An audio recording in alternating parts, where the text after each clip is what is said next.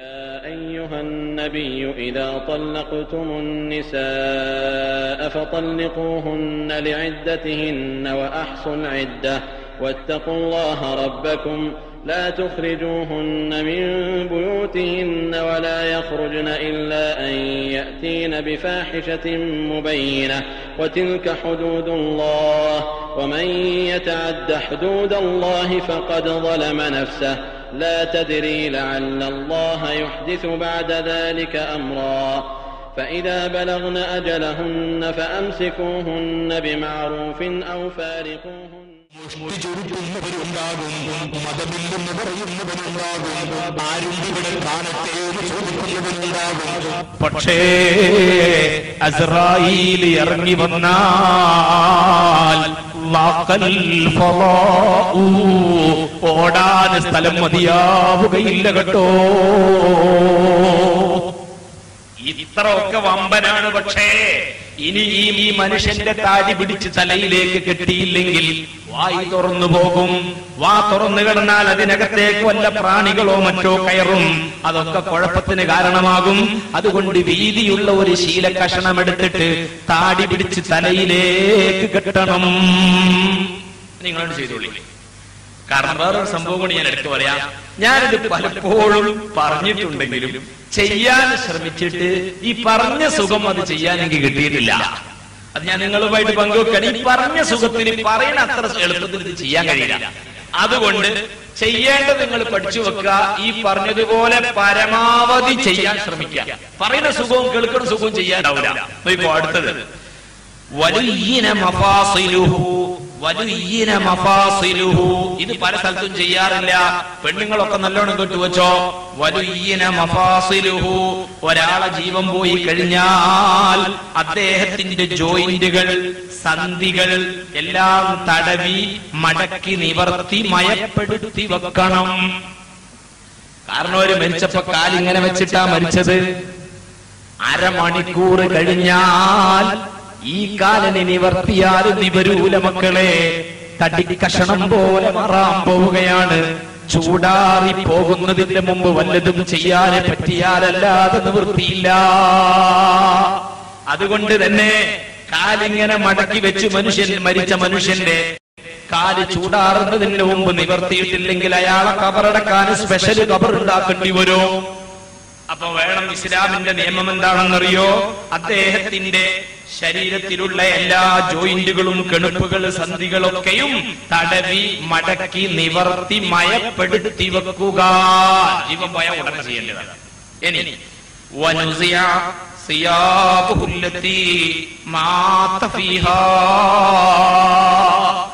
മരിച്ച സമയത്ത് ഇവൻ ധരിച്ച, ഇവൾ ധരിച്ച വസ്ത്രം ഉടനെ അഴിച്ചു മാറ്റണം.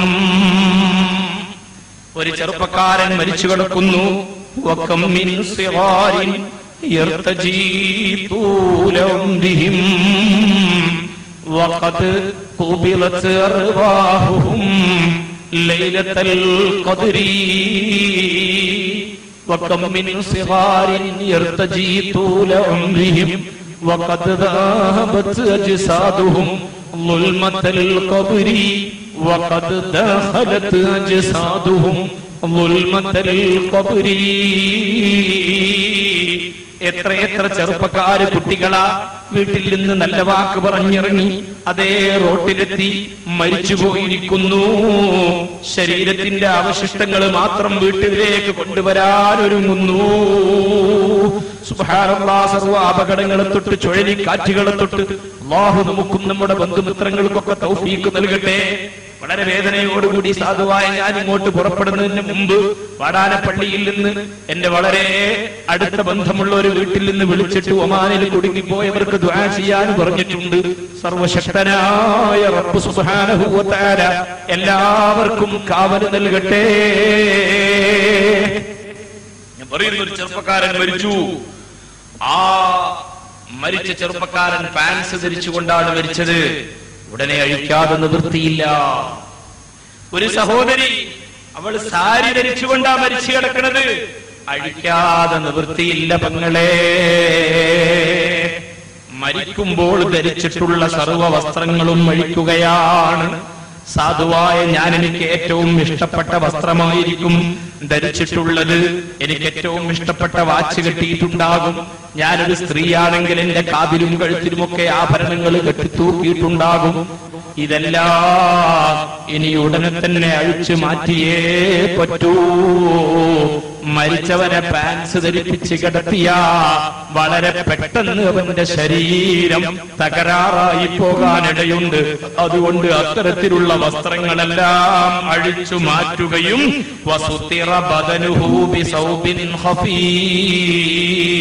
ഒരു നേരിയ മുണ്ടിട്ട് മൂടിയിട്ട് കിടത്തുകയും വേണം. നേരിയ മുണ്ട്, നേരിയ വസ്ത്രമിട്ട് മൂടുക. ഒരുപാട് വലിയ പുതപ്പിട്ടിട്ട് മയ്യത്തിനെ പുതപ്പിച്ചാൽ പറ്റൂല. കാരണം മയ്യത്തിന്റെ ശരീരം പെട്ടെന്ന് തകരാറായി പോവും. അതുകൊണ്ടാണ്. പിന്നെ ഷർട്ട്, പാൻസ് പോലുള്ളതൊക്കെ നമ്മൾ ഒരാൾ മരിച്ചിട്ട് നമ്മൾ അഴിച്ചെടുക്കുമ്പോ ചില ആളുകൾ പെട്ടെന്ന് കത്രിക വെച്ചിട്ട് ഇങ്ങനെ കീറിയങ്ങ് എടുക്കലുണ്ട്. ആ പാൻസ് അല്ലെങ്കിൽ അവൻ ധരിച്ച ആ വസ്ത്രം അതിന് കേടുപാട് പറ്റാതെ അത് അഴിച്ചിങ്ങോട്ട് മാറ്റാൻ പറ്റുമെങ്കിൽ നിങ്ങൾ അത് അങ്ങനെ തന്നെ അഴിച്ചെടുക്കണം. അത് ഏതോ എത്തിമക്കളെ മുതലാണ്. ചിന്ത മനസ്സിലാവുണ്ടോ? പോണ ഈ വിഷയം ചില്ലറ വിഷയല്ല. ഇത് മനുഷ്യന്മാർ ഉറങ്ങിപ്പോകുമെന്ന് വിചാരിച്ചിട്ട് ഹാസ്യവൽക്കരിക്കാനൊന്നും കഴിയില്ല. ഇത് നമ്മൾ ഈ കീറാൻ പോണ സാധനം എത്തിൻകുട്ടിൻ്റെതാണ്, സൂക്ഷിച്ചോളണം. അപ്പൊ അതുകൊണ്ട് ഈ മനുഷ്യൻ ധരിച്ച വസ്ത്രം അവകാശി മാറിപ്പോയി. റൂഹ് പിരിയലോട് എന്റെ വസ്ത്രമല്ല, എന്റെ മക്കളുടേതായി പോയി. എത്ര ക്ഷണികമാണ് സഹോദരാ മനുഷ്യ ജീവിതം. ഇടക്കിടക്ക് ഓർക്കാൻ ഈ പ്രസംഗം ഒരു കാരണമാകണം. ഇരിക്കട്ടെ, പിന്നീട് എന്ത് വേണമെന്നറിയുമോ?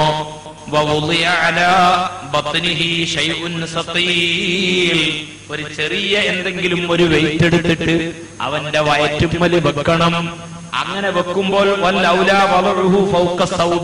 അതൊരു നേരിയ വസ്ത്രം ഇട്ട് ആകെ മൂടണമെന്ന് പറഞ്ഞല്ലോ. ആ വസ്ത്രത്തിന്റെ മേലെ വെക്കലാണ് നല്ലത്. എന്തിനാണ് ഒരു ചെറിയ ഭാരം വെക്കണതെന്നറിയുമോ? വയറ് വീർത്തു പോകാതിരിക്കാനാണ്. അതും ഒരു പ്രധാനപ്പെട്ട സംഗതി തന്നെ.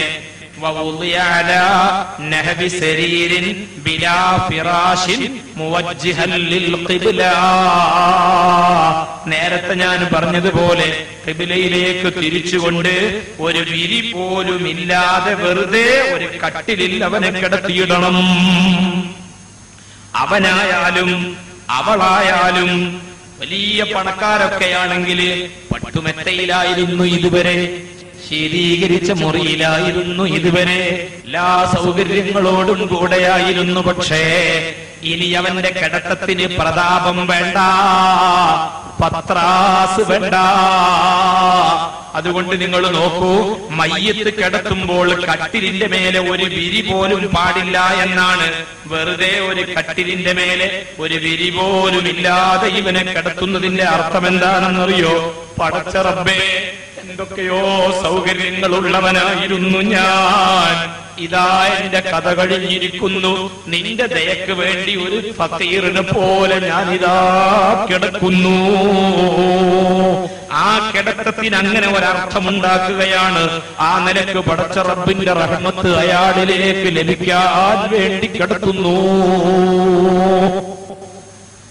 ഈ കാര്യങ്ങളെല്ലാം ഒരു മനുഷ്യന്റെ റൂഹ് അങ്ങോട്ട് പിരിഞ്ഞാൽ ഉടനെ ചെയ്യണം. ഇതാര് ചെയ്യണം?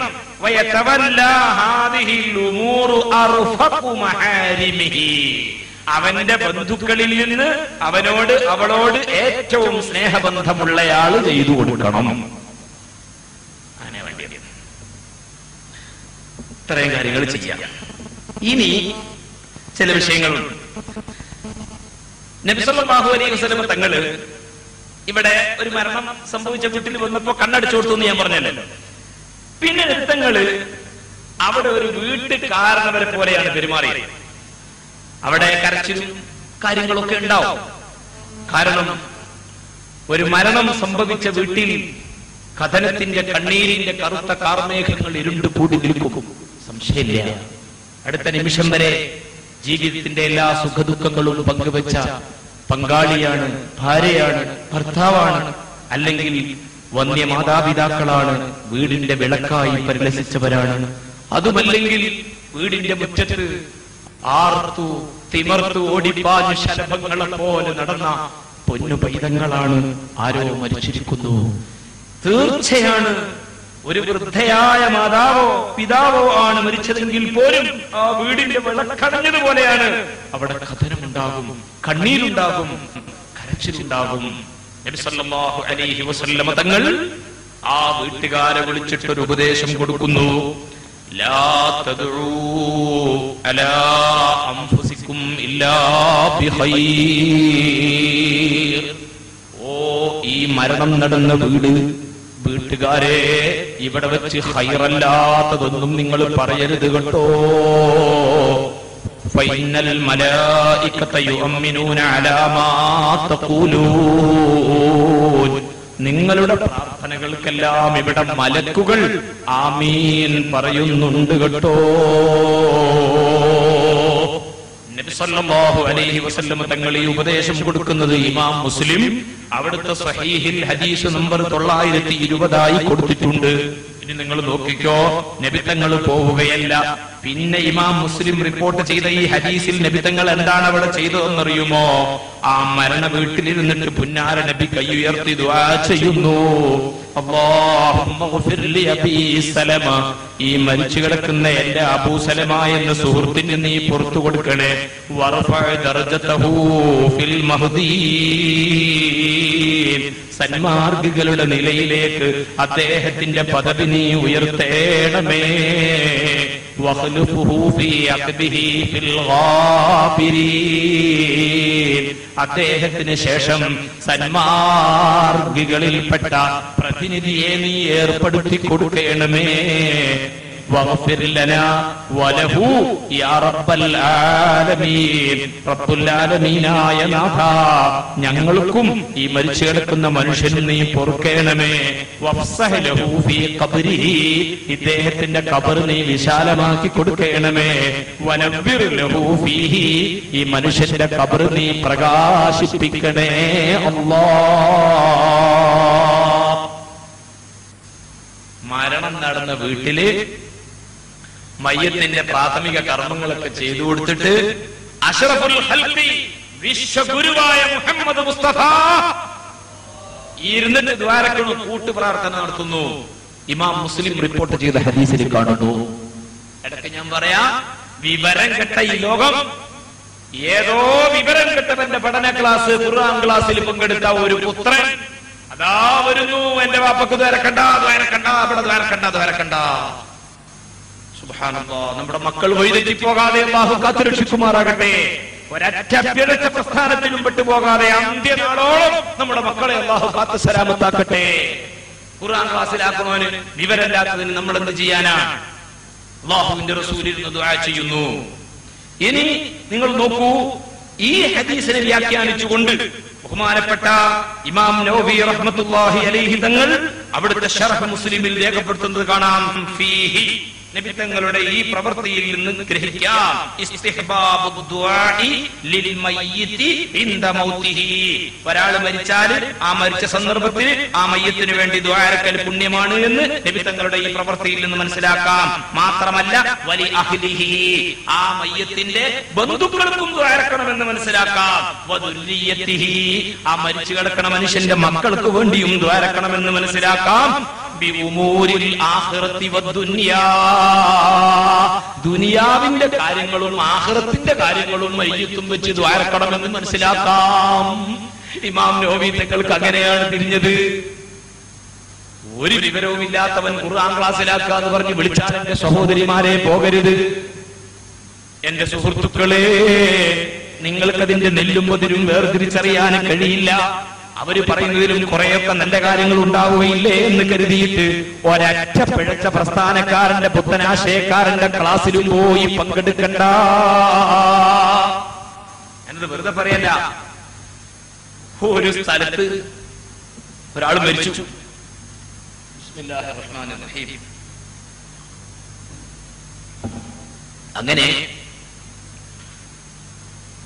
മരണ വാർത്ത അറിഞ്ഞപ്പോ അദ്ദേഹവുമായി ജീവിതകാലത്ത് സ്നേഹബന്ധമുള്ള, അദ്ദേഹം പല സഹായങ്ങളൊക്കെ ചെയ്തു കൊടുത്തിട്ടുള്ള ഒരു പണ്ഡിതൻ മരണ വാർത്ത അറിഞ്ഞിട്ട് വേഗം അവിടെ ചെന്നു. അങ്ങനെ ആ നേരിയ മുണ്ടിട്ട് മൂടിക്കിടത്തിയ ആ മയ്യത്തിന്റെ മുഖം ഇയാൾ തുറന്നു നോക്കിയപ്പോൾ മനസ്സ് വല്ലാതെ വേദനിച്ചു പോയി. കാരണം ഈ മനുഷ്യന് കിതാബ് ഓതി പഠിക്കുന്ന കാലത്ത് ഗ്രന്ഥങ്ങൾ വാങ്ങാൻ കാശ് കൊടുത്ത ആളാണ്. പ്രശ്നം ഈ മനുഷ്യൻ മരിച്ചു പോയല്ലോ റബ്ബേ. സങ്കടത്തോടു കൂടി അവിടെ ഇരുന്നിട്ട് അൽ ഫാത്തിഹ ഓതുകയാണ്. യാസീൻ ഓതി ദ്വാരക്കണം എന്ന ഉദ്ദേശമാണ്. ഫാത്തിഹ ഓതി തീർന്നു. യാസീൻ വൽ ഖുർആനിൽ ഹകീം ഇന്നക ലമിനൽ മുർസലീൻ. അവിടെ എത്തിയിട്ടുള്ളൂ. ദാ വരുന്ന ഒരു പുത്രൻ. ആ പുത്രൻ ഇയാളെ കൈ പിടിച്ചിട്ട് പറഞ്ഞു, ഇവിടുന്ന് ഓതണ്ട, ഇവിടെ ഖുർആൻ ഓതണ്ട, വാപ്പക്ക് ഖുർആൻ ഓതണ്ട, എന്റെ വാപ്പക്ക് ഓതണ്ട, എന്റെ അമ്മക്ക് ഓതണ്ട.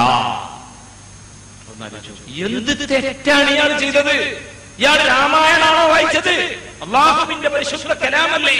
നിങ്ങൾ നോക്കൂ, നബി സല്ലല്ലാഹു അലൈഹി വസല്ലം തങ്ങൾ റിപ്പോർട്ട് ചെയ്യുന്നു, പഠിപ്പിക്കുന്നു. ഇമാം മുസ്ലിം തന്നെ 919 നമ്പർ ഹദീസായി അവിടുത്തെ ഗ്രന്ഥത്തിൽ രേഖപ്പെടുത്തിയത് കാണാം. ഇദാ ഹദർതുമുൽ മരീദ അബിൽ മയ്യിത ഫഖൂലൂ ഖൈറാ. ഒരു രോഗിയുടെയോ ഒരു മയ്യിത്തിന്റെയോ അടുത്ത് നിങ്ങൾ ചെന്നാൽ ഫഖൂലൂ ഖൈറാ, ഖൈറായത് നിങ്ങൾ പറയണേ. ഖാല റസൂലുള്ളാഹി, പരിശുദ്ധമായ ഖുർആനിനേക്കാൾ ഖൈറായത് എന്തുകൊണ്ടാണ് പറയാനുള്ളത് ലോകത്ത്? ഖൈറുൽ കലാമി കലാമുല്ലാഹ്, അള്ളാഹുവിന്റെ കലാമായ ഖുർആൻ, അതിലും ഖൈറായ വേറെ ഒന്നും ഇനി പറയാനില്ല. അപ്പൊ നബി തങ്ങൾ പറഞ്ഞ ഈ ഹദീസിൽ നിന്ന് തന്നെ അത് മനസ്സിലായില്ലേ ബുദ്ധിയുള്ളവന്? എന്റെ വാപ്പന്റെ മയ്യത്തിന്റെ അടുത്ത് ഖുർആൻ ഓതണ്ട. നിങ്ങൾ ആലോചിക്കണേ, ഈ പുത്രൻ ഏതോ ഒരു മുജാഹിദിന്റെയോ ജമാഅത്തെ ഇസ്ലാമിന്റെയോ ഖുർആൻ ക്ലാസ്സിൽ പോയി കുടുങ്ങിയതാണ്. ആ ഖുർആൻ ക്ലാസ് എടുത്ത മൗലവി മരിച്ച വാപ്പാടെ അടുത്തുനിന്ന് ഖുർആൻ ഓതലിനെ പഠിപ്പിച്ചിട്ടുള്ളൂ. ഈ പണ്ഡിതൻ അവിടെ വന്ന് ഖുർആൻ ഓതി തുടങ്ങുന്നതിന്റെ കുറച്ചു മുമ്പ് ഒരു വെളുത്ത കതറിന്റെ വസ്ത്രമിട്ട ചങ്ങാതി ആ മയ്യത്തിന്റെ അടുത്തുനിന്ന് ദേശാഭിമാനി വായിച്ചു. ഈ പുത്രൻ തടഞ്ഞില്ല. ചന്ദ്രിക വായിച്ചു, ഇവൻ തടഞ്ഞില്ല. അതെന്തേ?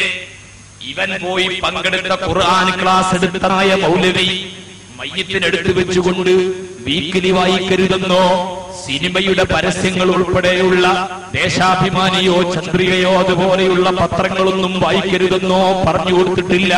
പിന്നെയോ, മക്കളെ, നിങ്ങൾ മരിച്ച വീട്ടിൽ പോയാൽ അവിടെ പ്രശ്നമുണ്ടാക്കണം, മുസ്ലിം സമുദായത്തിനിടയിൽ ഭിന്നിപ്പുണ്ടാക്കണം.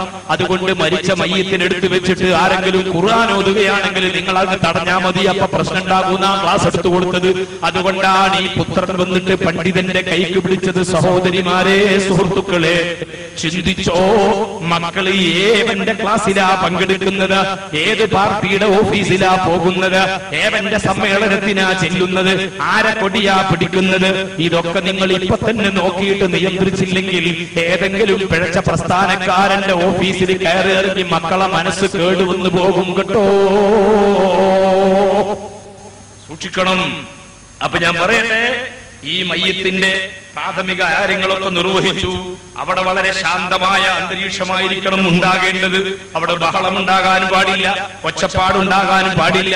അവിടെ മലക്കുകളുടെ സാന്നിധ്യമുണ്ട്. അവിടുത്തെ പ്രാർത്ഥനയ്ക്ക് മലക്കുകൾ ആമീൻ പറയുന്നുണ്ട്. ഈ നിലക്ക് മരണം നടന്ന വീട്ടിൽ കഥനത്തിന്റെ കണ്ണീരിന്റെ കാർമേഘങ്ങൾ ഇരുണ്ട് കൂടി നിൽക്കുകയാണെങ്കിലും പരമാവധി സഹനവും ക്ഷമയും കൈമുതലാക്കി അള്ളാഹുവിന്റെ ഖദർ ഖലാഇനോട് പൊരുത്തപ്പെട്ടുകൊണ്ട് നാം ആ വീട്ടിൽ കഴിയണം. കുറച്ചാളുകൾ അവിടെ ഇരുന്ന് ഖുർആൻ ഓതുകയാണെങ്കിൽ ഓതട്ടെ, അത് അല്ലാഹുവിന്റെ കലാമാണ്. അത് ഏറ്റവും ഹൈറായ കലാമ് തന്നെ. അതവിടെ ഓതുന്നതിന് യാതൊരു വിരോധവുമില്ലെന്ന് മാത്രമല്ല, അല്ലാഹുവിന്റെ ഖുർആൻ ഓതുന്ന സ്ഥലത്ത് റഹ്മത്ത് ഇറങ്ങുമെന്നതിന് തർക്കമില്ലല്ലോ. മയ്യത്തിന്റെ അടുത്ത് വെച്ച് ഖുർആൻ ഓതിക്കൂടാ എന്നാണ് വാദമെങ്കിൽ, സഹോദരന്മാരെ, അത് നിലനിൽപ്പില്ലാത്ത വാദമല്ലേ? കാരണം ഇത് പറയുന്നവരും മരിച്ചാലും മയ്യത്ത് നിസ്കരിക്കുന്നില്ലേ? മയ്യത്ത് നിസ്കരിക്കാനും മയ്യത്തിന്റെ അടുത്ത് വെച്ചുകൊണ്ട് ഖുർആൻ ഓതാതെ നിവൃത്തിയില്ലല്ലോ. അതുകൊണ്ട് അതൊക്കെ ഏതോ വിവരമില്ലാത്തവർ എപ്പോഴോ പറഞ്ഞ് കുടുങ്ങിപ്പോയ അബദ്ധ വിശ്വാസങ്ങളാണ്. അതിലൊന്നും പെടണ്ട. കുറച്ചാളുകൾ ഖുർആൻ ഓതട്ടെ, ബാക്കിയുള്ളവർ എന്ത് ചെയ്യണം? നോക്കൂ, ഈ മരിച്ചു കിടക്കണ മനുഷ്യനെ ഞാൻ ഇന്നലെ സൂചിപ്പിച്ചല്ലോ, വല്ല കടവുമുണ്ടെങ്കിൽ വേഗം കടം വീട്ടാൻ വേണ്ട ഏർപ്പാട് ചെയ്യണം. അതുമായി ബന്ധപ്പെട്ട വിശദീകരണം ഇന്നലെ തന്നതുകൊണ്ട് ഞാൻ ഇന്ന് അങ്ങോട്ട് കിടക്കുന്നില്ല. ഇനി ഇവൻ വല്ല വസിയത്തും ചെയ്തിട്ടുണ്ടെങ്കിൽ ബന്ധപ്പെട്ട അവകാശികൾ പെട്ടെന്ന് ആ വസിയത്ത് നടപ്പിൽ വരുത്താൻ ശ്രമിക്കണം. മയ്യത്ത് അടിയന്തരമായി പരിപാലനം നടത്തണം. ഒരാൾ ഗുജറാത്തിലുണ്ട്, വേറെ ഒരാള് അമേരിക്കയിലുണ്ട്, പിന്നെ മൂത്താപ്പന്റെ എളാപ്പന്റെ അനുജന്റെ കെട്ടിയോള നാത്തൂന്റെ ഒരാള് ഇന്ന സ്ഥലത്തുണ്ട് എന്നൊക്കെ പറഞ്ഞുകൊണ്ട് മയ്യത്ത് വെച്ചോണ്ടിരിക്കാൻ പറ്റില്ല. നമ്മുടെ നാട്ടിൽ അങ്ങനെ ഒരു സ്വഭാവമുണ്ട്. ഞാൻ ഇന്നലെ പറഞ്ഞില്ലേ, കിതാബിന് നോക്കിയാൽ മനസ്സിലായിട്ട് എന്താണെന്നറിയോ, വേഗം മയ്യത്ത് പരിപാലിക്കണം, മയ്യത്ത് പരിപാലനം വേഗം നടത്തണമെന്ന് പറഞ്ഞപ്പോ ഒരു അപകടം ഉണ്ടാകാത്ത നിലക്ക് ഇമാം നവവിയും മറ്റു കിതാബിന് രേഖപ്പെടുത്തുകയാണ്, പെട്ടെന്നാ മരിച്ചതെങ്കിൽ മരണം ഒന്ന് ഉറപ്പാക്കണേ, വേഗം ചെയ്യണം എന്നാണ്. മയ്യത്ത് പെട്ടെന്ന് കബറടക്കണം. പിന്നെ ഈ മരണം മയ്യത്തുമായി ബന്ധപ്പെട്ട ബന്ധുക്കൾ, സുഹൃത്തുക്കൾ, അങ്ങനെ അയൽവാസികൾ, ആലിമീങ്ങൾ, ഉസ്താദുമാര്, ശിഷ്യന്മാര്, അങ്ങനെയുള്ള ആളുകൾക്കൊക്കെ ഒന്ന് വിവരം കൊടുത്ത് അവര് വന്നു. മയ്യത്ത് നിസ്കാരത്തിൽ ആളുകൾ ധാരാളമായി പങ്കെടുത്ത് കിട്ടിയാൽ അത് ഇദ്ദേഹത്തിന് വലിയ ഗുണമാണ്. നബി സല്ലല്ലാഹു അലൈഹി വസല്ലം തങ്ങൾ പറഞ്ഞിട്ടുണ്ട്, ഒരു മയ്യത്തിന്റെ മേൽ 100 ആളുകൾ നിസ്കരിച്ചാൽ, ഒരു ഹദീസിൽ അങ്ങനെ കാണാം. ഇൻഷാ അല്ലാഹ് മയ്യത്ത് നിസ്കാരം പറയുമ്പോൾ കുറച്ചുകൂടി വിശദമായിട്ട് ഞാൻ പറയും. വേറൊരു ഹദീസിൽ 40 ആള് എന്ന് കാണാം, മറ്റൊരു ഹദീസിൽ 3 സഫ് എന്ന് കാണാം. അപ്പൊ ചുരുക്കത്തിൽ കുറെ അധികം ആളുകൾ ഒരു മയ്യത്തിന് വേണ്ടി നിസ്കരിക്കുകയും അവരെല്ലാവരും മയ്യത്തിന് വേണ്ടി അല്ലാഹുവിനോട് ശുപാർശ പറയുകയും ചെയ്താൽ ഇല്ലാ ശുഫിഊ ഫീ, അവരുടെ ശഫാഅത്ത് അല്ലാഹു സ്വീകരിക്കാതിരിക്കുകയില്ല. ഏകാന്തതയുടെ ഖബറിലേക്ക്, മണ്ണിന്റെ വീട്ടിലേക്ക്, അന്ന് ഖബറിൽ എന്റെ ഭാര്യ കുഞ്ഞുമക്കളില്ല, അന്തസുറ്റ കൂട്ടും ആരുമില്ല, ആരോരുമില്ലാതെ മൃദുലമായ കബൾത്തടം മണ്ണിലേക്ക് ചേർത്ത് വെച്ചുകൊണ്ട് ഖബറാകുന്ന ഇരുട്ടറയാകുന്ന പാരത്രീക ജീവിതത്തിലെ ഒന്നാമത്തെ താവളത്തിലേക്ക് ഈ മനുഷ്യനെ മാറ്റപ്പെടുകയാണ്. അതിനു മുമ്പ് അദ്ദേഹത്തിന്റെ വിഷയത്തിൽ പടച്ച റബ്ബിനോട് റെക്കമെന്റ് പറയാൻ ഒരുപാട് ആളുകൾ ഒരുമിച്ച് കൂടി കിട്ടിയാൽ അത് വലിയ ഉപകാരം തന്നെ. ഈ ലക്ഷ്യത്തിന് വേണ്ടി മരണം മറ്റുള്ളവരെയൊക്കെ അറിയിക്കുക, പരസ്യപ്പെടുത്തുക, അനൗൺസ്മെന്റ് ചെയ്യുക, പള്ളിയിൽ വിളിച്ചു വരുന്നതൊക്കെ നല്ല കാര്യമാണ്. വേറെ പ്രൗഢിക്കും പ്രതാപത്തിനും വേണ്ടി ഒന്നാകരുത്. അതിനുള്ള കുറച്ച് സാവകാശം, അത് തരക്കേടില്ല എന്നല്ലാതെ അനാവശ്യമായി മയ്യത്ത് കൊണ്ടുപോയി ഫ്രീസറിലൊക്കെ വെച്ച് എത്രയോ ദിവസങ്ങൾ കാത്തു നിൽക്കുന്ന അതൊന്നും തീരെ ശരിയല്ല. വേഗം മയ്യത്തിന്റെ പരിപാടി നടത്തുകയാണ് വേണ്ടത് എന്ന് ഓർമ്മപ്പെടുത്തുന്നു. ഇനി സഹോദരന്മാരെ, ഈ വേറെ ചില സംഗതികൾ നോക്കൂ നിങ്ങൾ. അപ്പൊ എന്തൊക്കെയായി മരിച്ചു കഴിഞ്ഞപ്പോ അത്യാവശ്യമായി ചെയ്യേണ്ട കാര്യങ്ങളൊക്കെ നമ്മൾ ചെയ്തു കൊടുത്തു. പ്രാഥമികമായിട്ടുള്ള കാര്യങ്ങളൊക്കെ നടത്തി. കുറച്ചാളുകൾ മയ്യത്ത് അവിടെ ഖുർആൻ ഓതുന്നുണ്ട്, ചിലർ നിസ്കരിക്കുക, ചിലർ ദുആ ചെയ്യുന്നുണ്ട്. അതാ വേറെ ചില ആളുകൾ ബന്ധുമിത്രങ്ങൾക്കൊക്കെ വിവരം കൊടുത്തുകൊണ്ട് എല്ലാ സ്ഥലത്തേക്കും ടെലിഫോൺ ചെയ്യുന്നു. ആളുകളൊക്കെ വന്നുകൊണ്ടിരിക്കുകയാണ്. അപ്പോൾ ഈ മരിച്ചത് ചെറുപ്പക്കാരനോ മറ്റോ ആണെങ്കിൽ, ചെറുപ്പക്കാരിയാണെങ്കിൽ, അകാല മരണമാണെങ്കിൽ, കുഞ്ഞു മക്കളൊക്കെ ആണെങ്കിൽ, സുബ്ഹാനല്ലാഹ്, നമുക്ക് നമ്മെ നിയന്ത്രിക്കാൻ കഴിയാത്ത അവസ്ഥ വന്നു പോകാറുണ്ട്. ഈ വിനീതൻ ഒരു പള്ളിയിലെ ഇമാം എന്ന നിലക്ക് എത്രയോ അപകട മരണങ്ങൾ നടന്ന വീടുകളിൽ പോവുകയും വീട്ടുകാരെ സാന്ത്വനിപ്പിക്കുകയും ചെയ്യാൻ ശ്രമിച്ചിട്ടുണ്ട്. അപകടം നടന്ന മയ്യത്തുകൾ എടുത്ത് വെക്കുമ്പോൾ ആ മയ്യത്തിന്റെ ഒറ്റവരും ഉടയവരും വന്ന് മുഖം കാണുന്ന സമയത്തുണ്ടാകുന്ന വികാര പ്രകടനങ്ങൾ കണ്ടിട്ടുണ്ട്. പ്രിയപ്പെട്ടവരെ, ഞാൻ ഓർമ്മപ്പെടുത്തട്ടെ, ഒന്നാമതായി അല്ലാഹുവിന്റെ ഖദർ ഖളാഇൽ നല്ല വിശ്വാസത്തോടുകൂടി നാം ക്ഷമ കൈവരിച്ചാൽ പടച്ച റബ്ബ് വലിയ കൂലി തരും കേട്ടോ. നോക്കൂ നിങ്ങൾ, കരയുന്നതിന് വിരോധമില്ല. എല്ലാം പഠിപ്പിക്കുന്ന ഒരു ഹദീസ് ഞാൻ നിങ്ങളെ കേൾപ്പിക്കുകയാണ്. നബി സല്ലല്ലാഹു അലൈഹി വസല്ലമ തങ്ങളുടെ സന്നിധിയിലേക്ക് പുന്നാര നബിയുടെ പ്രിയപ്പെട്ട മകൾ സൈനബ് റളിയല്ലാഹു അൻഹാ തന്റെ കുട്ടിയുടെ നില വളരെ അത്യാസന്നമായ ഒരു ഘട്ടത്തിലെത്തിയപ്പോ ഒരാളെ അയക്കുന്നു. ഇന്നബ്നി ഖദ് ഇഹ്തുദിറ ഫശ്ഹദ്നാ, ഉപ്പ വേഗം വരണം. സൈനബ് സ്വന്തം പിതാവായ അല്ലാഹുവിന്റെ റസൂലായ ഹബീബായ ഉപ്പയെ വിളിക്കുകയാണ്. ഉപ്പ വേഗം ഇവിടെ വരണം, എന്റെ മോൻ മരിക്കാൻ പോവുകയാണ്. ആ വിവരവുമായി ദൂതൻ നബി തങ്ങളെ സമീപിച്ചപ്പോ പുന്നാര നബി മകൾക്കൊരു സലാം പറയുന്നു. എന്നിട്ട് പറയണം, നിങ്ങൾ പോയിട്ട് എന്റെ മകളോട് പറയണം, ഇന്നലില്ലാഹി മാ അഹദാ, അല്ലാഹു പിടിച്ചത് അല്ലാഹുവിനുള്ളതാണ്, വലഹു മാ അഅതാ, പിടിക്കാതെ അല്ലാഹു നമുക്ക് വിട്ടുതന്നത് അതും അല്ലാഹുവിനുള്ളത് തന്നെ. നമുക്ക് മക്കളുണ്ടെങ്കിൽ ആ മക്കളിൽ ഒരു മക്കളെ, ഒരു മകനെയോ മകളെയോ അല്ലാഹു ഒന്ന് വിളിച്ചാൽ അത് അല്ലാഹുവിനുള്ളതാണ്. ബാക്കി നമ്മുടെ കയ്യിൽ വിട്ടേച്ച് തരുന്നതോ ജീവനോടെ ബാക്കി വെക്കുന്നതോ അതും അല്ലാഹുവിനുള്ളത് തന്നെയാണ് മോളെ. വകുല്ലു ശൈഇൻ ഇൻദഹു ബിഅജലിൻ മുസമ്മാ, എല്ലാത്തിനും പടച്ച റബ്ബിങ്കൽ ഒരു നിശ്ചിത കണക്കുണ്ട്. അതുകൊണ്ട് മോള് ക്ഷമിക്കണം, മോളല്ലാഹുവിങ്കലുള്ള കൂലിക്ക് കാക്ഷിക്കണം. അള്ളാഹുവിന്റെ റസൂൽ ഈ സന്ദേശവുമായി ദൂതനെ തിരിച്ചങ്ങയച്ചപ്പോ മകളതാ വാശി പിടിച്ചിട്ട് പറയുന്നു, എന്റെ ഉപ്പ ഇവിടെ വരാതെ പറ്റില്ല, ഉപ്പാനോട് വേഗം ഇങ്ങോട്ട് വരാൻ പറയൂ, എനിക്കതാണ് വേണ്ടത്, ഈ കുട്ടിന്റെ വല്യാപ്പനെ വേഗം കിട്ടണം, അള്ളാഹുവിന്റെ റസൂലിനോട് ഇങ്ങോട്ട് വരാൻ പറയൂ. സൈനബ് ബീവി റളിയല്ലാഹു അൻഹ വാശി പിടിച്ചങ്ങ് പറയുമ്പോഴേക്ക് ഫഖാമ സല്ലല്ലാഹു അലൈഹി വസല്ലം, നബി തങ്ങൾ തന്റെ മകളെ വീട്ടിലേക്ക് പോകാൻ ഒരുങ്ങുന്നു. വമഅഹു, ആ സമയത്ത് റസൂലുള്ളാഹിന്റെ കൂടെയുണ്ട് സഅദ് ഇബ്നു ഉബാദ. എന്ത് ഭാഗ്യം ചെയ്ത ആൾക്കാരെ പേരാ വായിക്കാൻ പോണെന്നറിയോ? എപ്പൊ നോക്കിയാൽ ഇവരൊക്കെ പുന്നാര നബിന്റെ കൂടെയുണ്ട്. നോക്കൂ, മകളുടെ കുട്ടി മരിക്കാൻ പോവാണ്, റസൂലുള്ളാഹി ബേജാറോട് കൂടി അങ്ങോട്ട് പോകുന്നു. കൂടെ പോകാൻ ഒരുങ്ങുന്നത് ആരൊക്കെയാണ്? സഅദ് ഇബ്നു ഉബാദ, വമുആദ് ഇബ്നു ജബൽ, വഉബയ്യ് ഇബ്നു കഅബ്, വസൈദ് ഇബ്നു സാബിത്ത്, വരിജാലുൻ റളിയല്ലാഹു അൻഹും, വേറെയും കുറെ ആളുകൾ. ഞാൻ ഇതുപോലുള്ള ഹദീസൊക്കെ ഇങ്ങനെ വായിക്കുമ്പോൾ വിചാരിക്കാറുണ്ട്, പഠിച്ചവനെ ഇവർ എന്തൊരു ഭാഗ്യം ചെയ്തവരാ, റസൂലുള്ളാഹിന്റെ കൂടെ ഇങ്ങനെ ഏത് സമയത്തും പോകാനും വരാനും നമുക്ക് അവസരമുണ്ടായി.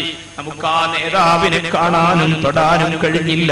പടച്ച റബ്ബേ, ഞങ്ങളെ ചങ്കിലെ ചോരയായ ഹബീബിന്റെ മദീനയിലേക്ക് നീ ഞങ്ങളെ എത്തിച്ചു തരണം അല്ലാഹ്, പല പല വട്ടം എത്തിക്കണം അല്ലാഹ്, അവിടുത്തെ മനാമിലെങ്കിലും ഞങ്ങൾക്ക് കാണിച്ചു തരണേ അല്ലാഹ്. റസൂൽ സല്ലല്ലാഹു അലൈഹി വസല്ലമ ഈ കൂട്ടുകാരോടൊപ്പം വേഗം സൈനബിന്റെ വീട്ടിലെത്തി. ഫറുഫിയ ഇലാ റസൂലില്ലാഹി സല്ലല്ലാഹു അലൈഹി വസല്ലം അസ്സബിയു, ആ ചെറിയ പൈതൽ, മരിക്കാൻ പോകുന്ന ആ കുട്ടിയെ നബി തങ്ങളെ കയ്യിലേക്ക് ഉയർത്തി കൊടുക്കുന്നു. ഫഅഖഅദഹു ഫി ഹിജ്രിഹി, നബി തങ്ങൾ ആ പൊന്നു കുട്ടിയെ തന്റെ മടിയിലിരുത്തുന്നു. വനഫ്സുഹു തഖർഖർ, പിഞ്ചു പൈതലിന്റെ റൂഹ് പിരിയുന്ന ഘട്ടമാണ്. നബി സല്ലല്ലാഹു അലൈഹി വസല്ലമയുടെ മടിയിലേക്ക് ആ കുട്ടിയെ ഇരുത്തിയപ്പോൾ റൂഹ് അതാ പിരിഞ്ഞു പോകുന്ന ആ സന്ദർഭത്തിന് സാക്ഷിയായപ്പോൾ റസൂലുള്ളാഹിന്റെ രണ്ട് കണ്ണുകളും നിറഞ്ഞൊഴുകിപ്പോയി. ആ സമയത്ത് സഅദ് റളിയല്ലാഹു അൻഹു, ഞാൻ പറഞ്ഞല്ലോ കൂടെ ഉണ്ടെന്ന്, സഅദ് റളിയല്ലാഹു അൻഹു ചോദിക്കുന്നു, യാ റസൂലല്ലാഹ് മാ ഹാദാ, യാ റസൂലല്ലാഹ് മാ ഹാദാ, ഇതെന്താണ് അല്ലാഹുവിന്റെ റസൂലേ, നിങ്ങൾ കരയുകയാണോ? കരയാൻ പാടില്ലല്ലോ. അങ്ങനെയാ മൂപ്പര് മനസ്സിലാക്കിയത്. മയ്യത്ത് പരിപാലനത്തിന്റെ കാസറ്റ് കേട്ടപ്പോ ചില ആളുകൾ മനസ്സിലാക്കുന്നത് പോലെ റസൂലുള്ളാഹിന്റെ ഒരു ക്ലാസ് കേട്ടപ്പോ സഅദ് മനസ്സിലാക്കിയത് തീരെ കരയാൻ പാടില്ല. അതാ മൂപ്പര് ചോദിച്ചത്, യാ റസൂലല്ലാഹ് മാ ഹാദാ, ഇതെന്താണ് നിങ്ങൾ കരയുന്നത്? ആ സമയത്ത് നിന്റെ ധാരണ ശരിയല്ലെന്ന് നബി സല്ലല്ലാഹു അലൈഹി വസല്ലം തങ്ങൾ തിരുത്തി കൊടുക്കുന്നു. ഹാദിഹി റഹ്മത്തുൻ ജഅലഹല്ലാഹു തആല ഫീ ഖുലൂബി ഇബാദിഹി. സഅദേ, എന്റെ കണ്ണിലൂടെ ചാലിട്ടൊഴുകുന്നത് അല്ലാഹു അവന്റെ അടിയങ്ങളുടെ കൽബിൽ നിക്ഷേപിച്ച റഹ്മത്താണടോ. വഇന്നമാ യർഹമുല്ലാഹു മിൻ ഇബാദിഹിർ റുഹമാ. അല്ലാഹു അവന്റെ അടിയങ്ങളിൽ നിന്ന് കാരുണ്യവും വാത്സല്യവും ഉള്ളവരോട് മാത്രമാണ് കരുണ കാണിക്കുകടോ. അതുകൊണ്ട് കണ്ണ് നനഞ്ഞു പോകുന്നതിന്, കണ്ണിൽ നിന്ന് കണ്ണീരൊലിക്കുന്നതിന് വിരോധമില്ല.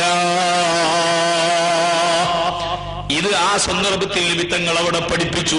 വേറെ ഒരു ഹദീസിൽ അവിടുന്ന് പഠിപ്പിക്കുന്നുണ്ട്, ഇന്നല്ലാഹ ലാ യുഅദ്ദിബു ബിദംഇൽ ഐനി, കണ്ണിൽ നിന്ന് കണ്ണീരൊലിക്കുന്നതിന് അല്ലാഹു ശിക്ഷിക്കൂല. വലാ ബിഹുസ്നിൽ ഖൽബി, ഹൃദയത്തിൽ ദുഃഖമുണ്ടാകുന്നതിന് അല്ലാഹു ശിക്ഷിക്കൂല.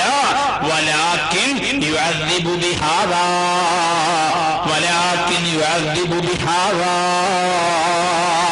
റസൂലുള്ളാഹി അവിടുത്തെ നാവിലേക്ക് ചൂണ്ടിയിട്ട് പറയുന്നു, ശിക്ഷ വരുന്നത് ഇവനെ കൊണ്ടാണ്. ഈ നാവ് കൊണ്ട് എന്തെങ്കിലുമൊക്കെ വിളിച്ചു പറയലാണ് ശിക്ഷ വരുത്തി വെക്കുന്നത്. കണ്ണിൽ നീര് വന്നാൽ കുഴപ്പമല്ല, കൽബിൽ ദുഃഖമുണ്ടാകുന്നതിന് തകരാറില്ല. നാവ് കൊണ്ട് അല്ലാഹു പൊരുത്തമില്ലാത്തത് എന്തെങ്കിലും വിളിച്ചു പറഞ്ഞാൽ അതുകൊണ്ടാണ് ശിക്ഷ വരുന്നതെന്ന് ഖാല ശഫീഉനാ റസൂലുള്ളാഹി. അത് ശരിക്കും പഠിച്ചാൽ വെച്ചോളെ. ആണും പെണ്ണും ഒക്കെ നമുക്കൊക്കെ മരിക്കണം. ഏത് സമയത്ത് എവിടെ വെച്ച് എപ്പോൾ അത് ആർക്കും അറിയില്ല.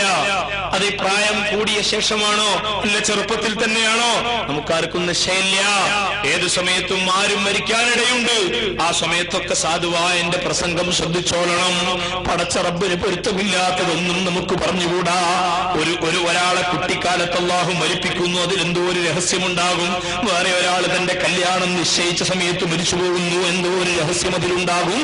ഇതിന്റെ രഹസ്യങ്ങളൊക്കെ പടച്ച റബ്ബിനല്ലാതെ അറിയില്ല. അവന്റെ ഖദർ ഖലാഇനോട് പൊരുത്തപ്പെടുകയല്ലാതെ നാവുകൊണ്ട് ഒന്നും വിളിച്ചു പറയാൻ പാടില്ല. ഇബ്രാഹിം എന്ന കുട്ടി മരിച്ച സമയത്ത് അല്ലാഹുവിന്റെ റസൂൽ പറയുന്നു, ലാ നഖൂലു ഇല്ലാ മാ യുർദി റബ്ബനാ. പടച്ചോനെ, എന്റെ മോൻ മരിച്ചു കിടക്കുകയാണ്, എന്റെ റബ്ബേ നിനക്ക് പൊരുത്തമില്ലാത്തതൊന്നും നമ്മൾ പറയില്ല. യാ ഇബ്രാഹിം ഇന്നാ ബിഫിറാഖിക ലമഹ്സൂനൂൻ. മോനെ, നിന്റെ വേർപാടിൽ ഞങ്ങൾ ദുഃഖിതരാണ് മോനെ. മഹാനായ മുഹമ്മദുർ റസൂലുള്ളാഹി സ്വല്ലല്ലാഹു അലൈഹി വസല്ലം തങ്ങൾ തന്റെ പ്രിയപ്പെട്ട മകൻ മരിച്ചു കിടക്കുന്ന സമയത്ത് അതാ പറയുന്നു. അപ്പോൾ മരണവീട്ടിൽ കരച്ചിലിന് നിയന്ത്രണമുണ്ടാകണം, ക്ഷമ കൈവിടാതെ സൂക്ഷിച്ചോളണം. മരിച്ച വീട്ടിൽ അല്ലാഹുവിന്റെ റഹ്മത്തിന്റെ മലക്കിന്റെ സാന്നിധ്യം ഉണ്ടെന്നറിയണം. ഇന്ത്യ രാജ്യത്ത് നാം ജീവിക്കുമ്പോ ഇവിടെ പല മതക്കാരും പല ആദർശക്കാരും ഉണ്ട്. അവരുടെ ചില സ്വഭാവങ്ങളും ചില സംസ്കാരങ്ങളും ഒക്കെ നമ്മിലേക്ക് അറിഞ്ഞോ അറിയാതെയോ കടന്നു വരുന്നു. സൂക്ഷിക്കണം. പുഷ്പാർച്ചന നടത്തുക മുസ്ലിം സംസ്കാരമല്ല.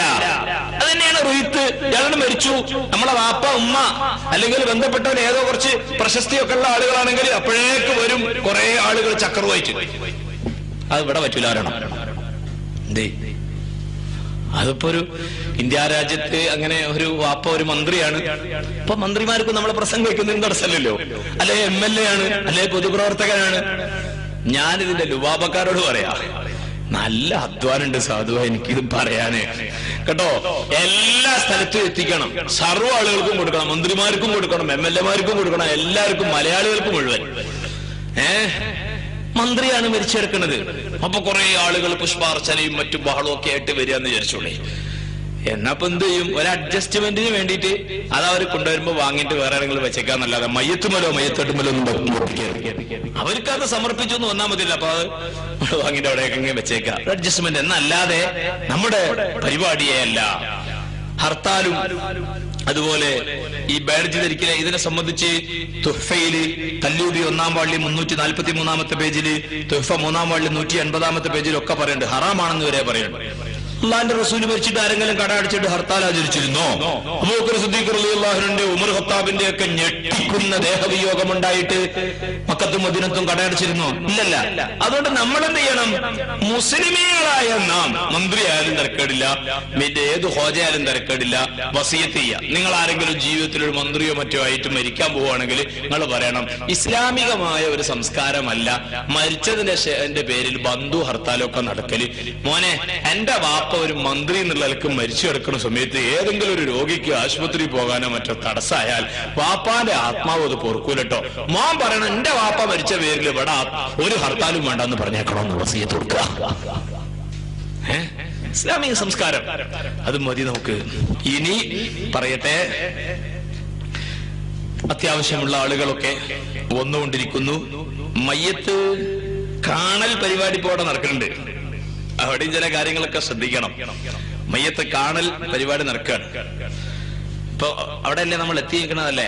മരിച്ച വീട്ടിലെ ആളുകൾ കൂടി നിൽക്കുന്നു, ബന്ധുക്കളുണ്ട്, ഖുർആൻ ഓതുന്നുണ്ട്, ഉസ്താദ് വരുന്നുണ്ട്, ദ്വാരക്കുന്നുണ്ട്, ബന്ധുക്കൾ ഇങ്ങനെ പല സ്ഥലത്തും പോകുന്നുണ്ട്. അതിനിടയിൽ വരുന്ന ഒരു റീത്തിനെ കുറിച്ച് പറഞ്ഞപ്പോ ഞാൻ ആ കൂട്ടത്തിൽ മറ്റൊക്കെ അങ്ങ് പറഞ്ഞു പോയെന്നേ ഉള്ളൂ. ശ്രദ്ധിക്കുക, ഇപ്പോൾ ഈ വീട്ടിലെ അവസ്ഥ എന്താണ്? നാം ഈ ക്ലാസ് തുടങ്ങുമ്പോൾ സങ്കല്പിച്ച് നമ്മുടെ രോഗി മയ്യത്തായി കിടക്കുകയാണ്. ആളുകൾ ഇങ്ങനെ വന്ന് സന്ദർശിച്ചുകൊണ്ടിരിക്കുന്നു. അവിടെ ശ്രദ്ധിക്കണം, ചില മയ്യത്തിന്റെ അടുത്തിരുന്നു കൊണ്ട് നല്ല തൊട്ടാ പൊട്ടണ പ്രായത്തിലുള്ള പെൺകുട്ടികള് നല്ല ഉഷാറിലങ്ങനെ ഖുർആൻ ഓതാ മയ്യത്തിന്റെ അടുത്തിരുന്നിട്ടേ. എന്നിട്ടാ അന്യ പുരുഷന്മാര് മുഴുവനും കയറി ഇറങ്ങാൻ പാടില്ല. വാപ്പ മരിച്ചെടുക്കണടുത്ത് പുരുഷന്മാര് വരും, മയ്യത്ത് കാണും. അതുകൊണ്ട് തന്നെ ആ വാപ്പാടെ അടുത്ത് വന്നിട്ട് നീ ഖുർആൻ ഓതണ്ട, നീ റൂമിൽ ഇരുന്നിട്ട് ഓതിക്കോ. അന്യപുരുഷന്മാരുടെ മുന്നിൽ സ്ത്രീക്ക് പ്രത്യക്ഷപ്പെടാൻ അതൊന്നും കാരണമല്ല. അതും ഞാൻ നേരത്തെ പറഞ്ഞതുപോലെയാണ്. മറ്റുള്ള മതക്കാരുടെ ചില സ്വഭാവങ്ങളും സംസ്കാരങ്ങളും കടന്നു കയറുകയാണ്. അതുപോലെ മരിച്ചതൊരു സ്ത്രീയാണ്, നിങ്ങൾക്ക് ധൈര്യമായിട്ട് അവിടെ ഇരുന്ന് ഖുർആൻ ഓതാം. കാരണം അവിടേക്ക് ഒരൊറ്റ അന്യപുരുഷനും ഒരു കാരണവശാലും കടത്തൂലല്ലോ. സാധുവായ എന്റെ പ്രസംഗം കേട്ട ശേഷം നീ ആവർത്തിക്കരുത്. അതായത് അല്ലേ 10, 30, 35 വയസ്സുള്ള ഒരു പെൺകുട്ടി അവള് പ്രസവത്തോടനുബന്ധിച്ച് രോഗത്തിൽ മരിച്ചിരിക്കുന്നു. ആശുപത്രിയിൽ പ്രവേശിപ്പിച്ചു, അവിടുന്ന് ഓപ്പറേഷന് വിധേയമാക്കി, പക്ഷെ മരിച്ചുപോയി. ആ പെൺകുട്ടിന്റെ മയ്യത്തും വെച്ചിട്ട് കണ്ട ആണുങ്ങളെ മുഴുവൻ കയറ്റി കാണിപ്പിക്കുക. ഉത്തരവാദിത്വമുള്ളവർക്ക് ശ്രദ്ധ വേണം.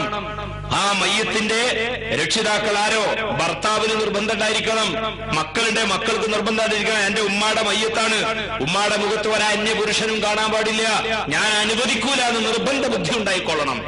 അതേപോലെ തന്നെയാണ് അന്യ ആണുങ്ങൾ മരിച്ചു കിടക്കുന്നിടത്ത് പെണ്ണുങ്ങൾ വന്ന് എന്തിനാ ഉള്ളാട്ടിക്കുന്നത്? അതിന്റെ ഒന്നും ആവശ്യമില്ല. അവൻ ഞങ്ങളെ മരിച്ചോടത്തൊന്നും പോണ്ടേ? നിങ്ങൾ മരിച്ചോടത്ത് പോണത് മയ്യത്താണാനാ? ആണുങ്ങളായാലും പെണ്ണുങ്ങളായാലും മരിച്ചോടത്ത് പോണത് മയ്യത്താണാനല്ല. അതൊക്കെ നമ്മുടെ ധാരണ പശകളാ. നമ്മൾ പോകുമെന്ന് കാണും, വല്ല സാലിഹ്യങ്ങളോ മറ്റൊക്കെ ആണെങ്കിൽ അതിന്റെ വർക്കത്തൊക്കെ ഉണ്ടാവും. എന്നല്ലാതെ നാം മരിച്ചെടുത്തു പോകുന്നത് മയ്യത്താണാനല്ല. ആ മയ്യത്തിന്റെ ബന്ധുക്കളെ സാന്ത്വനിപ്പിക്കുവാനാണ്. ഈ നിലയ്ക്കും മയ്യത്തിന്റെ ബന്ധുക്കളെ അനുശോചനം അറിയിക്കാനും നിസ്കരിക്കാനും സംസ്കരണ പരിപാടിയിൽ പങ്കെടുത്ത് കൂലി വാങ്ങാനുവാ, അല്ലാതെ മയ്യത്താണ് ഞങ്ങൾ പോണത്. അതുകൊണ്ട് തന്നെ നിങ്ങളുമായി രക്തബന്ധമില്ലാത്ത, ജീവിതകാലത്ത് കാണാനും തൊടാനൊന്നും പറ്റാത്ത ആരെങ്കിലും മരിച്ചോടത്ത് പോയാൽ പെണ്ണുങ്ങളാ മയ്യത്ത് കാണാൻ നടക്കരുത്, ആണുങ്ങളകത്തെ പെണ്ണുങ്ങളെ മയ്യത്ത് കാണാൻ നടക്കരുത്. ഇപ്പൊ ഇവിടെ മയ്യത്ത് കണ്ടുകൊണ്ടിരിക്കുന്ന ഘട്ടത്തിലാണ് നമ്മുടെ ചർച്ച എത്തിയിട്ടുള്ളത്. അതുകൊണ്ട് ഞാൻ അതും കൂടി അങ്ങ് ഓർമ്മപ്പെടുത്തുകയാണ്. മിക്കവാറും ആളുകളൊക്കെ എത്തിക്കഴിഞ്ഞു. ഇനി വേഗം മയ്യത്ത് കുളിപ്പിക്കാൻ എടുക്കുകയാണ്. അതിന്റെ 1-2 കാര്യങ്ങളെങ്കിലും ഞാൻ മയ്യത്ത് കുളിപ്പിക്കുന്നിടത്തെങ്കിലും ഇത് എത്തിച്ചിട്ട് നിർത്തണമെന്നൊരു വാശിയുള്ളത് കൊണ്ട് പെട്ടെന്ന് പറഞ്ഞിട്ട് അവിടേക്ക് നിർത്തിയിട്ട് നമുക്ക് പിരിയാം. റഹ്മാനായ റബ്ബ് ഈ പരിപാടി നമുക്ക് ഉപകാരപ്പെടുത്തി തരുമാറാകട്ടെ. റഹ്മാനായ റബ്ബ് ഇത് ഖിയാമത്ത് നാൾ വരെ ഇതിന്റെ ഉപകാരം നിലനിർത്തി തരുമാറാകട്ടെ. നമ്മുടെ അധ്വാനം അല്ലാഹു സുബ്ഹാനഹു വ തആല കബൂൽ ചെയ്ത് നമ്മളുടെ മരണവും അനന്തര കാര്യങ്ങളുമൊക്കെ നല്ല നിലക്ക് നടന്നു കിട്ടാൻ ഇതൊരു സബബായി പടച്ച റബ്ബ് സ്വീകരിക്കുമാറാകട്ടെ. പക്ഷേ ഇവിടെ വേറൊരു വിഷയമുണ്ട്. മയ്യത്ത് പെട്ടെന്ന് കുളിപ്പുരയിൽ എത്തൂല.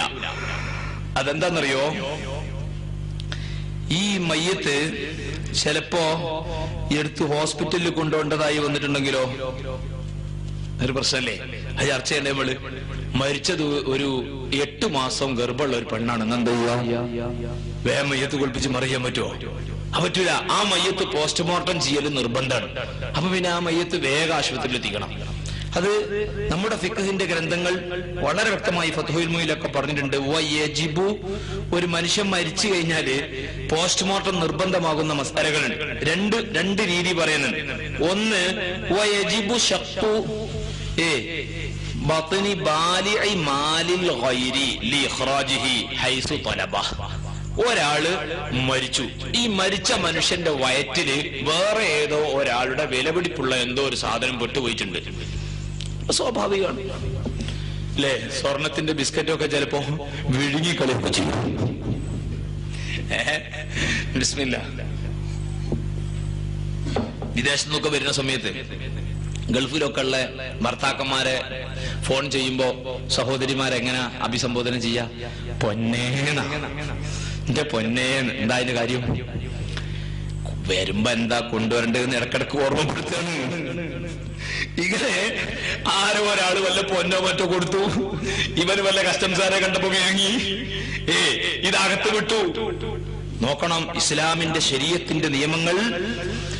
അങ്ങനെ ഒരാള് മരിച്ചിട്ടുണ്ടെങ്കിൽ ആ മനുഷ്യനെ പോസ്റ്റ്മോർട്ടത്തിന് വിധേയമാക്കി ആ വസ്തു പുറത്തെടുക്കണം. ഹൈസു ത്വലബ. ഉടമസ്ഥൻ അത് ആവശ്യപ്പെട്ടാൽ അത് കീറി എടുത്തോണ്ട് കൊടുക്കണം. നോക്കൊള്ളണേ. അത് വേറൊരു നിയമം കൂടി പറയാം. അതുപോലെ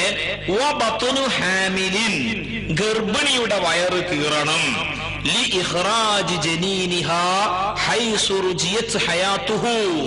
ഈ ഗർഭിണിയായ പെണ്ണിന്റെ ഉദരത്തിലുള്ള കുട്ടി രക്ഷപ്പെടുമെന്ന് വിദഗ്ധനായ ഡോക്ടർ അഭിപ്രായപ്പെട്ടാൽ പോസ്റ്റ്മോർട്ടം നിർബന്ധമായ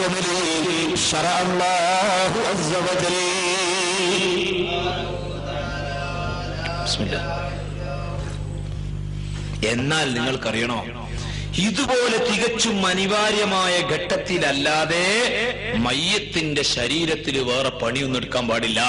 അൽ മയ്യിത്തു ബിജമീഇ അജ്സാഇഹി മുഹ്തറം. മയ്യത്ത് അവന്റെ ശരീരത്തിലുള്ള സർവ്വ അവയവങ്ങളും ആദരണീയമാണ്. രോമകൂപങ്ങൾ പോലും, ഒരു മുടി പോലും വെറുതെ ഒരു മയ്യത്തിന്റെ ശരീരത്തിൽ നിന്ന് മാറ്റാൻ പാടില്ല. മരിച്ചു കഴിഞ്ഞാ പിന്നെ നഖം മുറിച്ചു കൊടുക്കാൻ പറ്റൂല. ഉമ്മാമ കിടക്കണുണ്ട് മരിക്കാന്, പോയി നോക്ക് മരുവളെ. ആ ഉമ്മാമ ഉണ്ടല്ലോ, ആ ഉമ്മാമ ഉണ്ടായത് കൊണ്ടാ നിനക്ക് ചൂടുകൊള്ളാൻ പാകത്തിന് ഒരു ചെറുപ്പക്കാരനെ പെറ്റു പോറ്റി വലുതാക്കി നിന്റെ കെട്ടിയവനാക്കി മാറ്റി തന്നില്ലേ ആ ഉമ്മാമ. ആ ഉമ്മാമ മരിക്കാൻ പോവാണ്.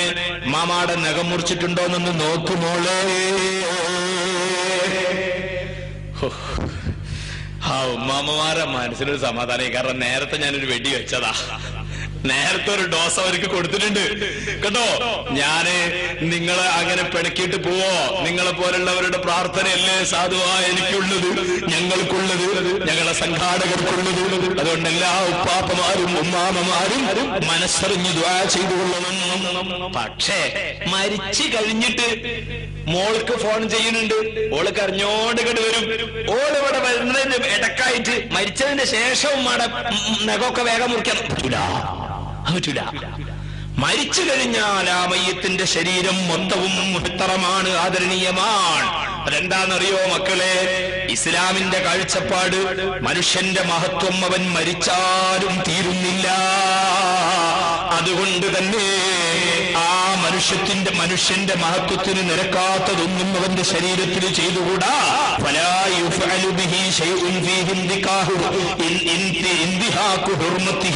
മനുഷ്യന്റെ മഹത്വത്തിന് നിരക്കാത്തതൊന്നും ഡെഡ് ബോഡിയിൽ ചെയ്തുകൂടാ.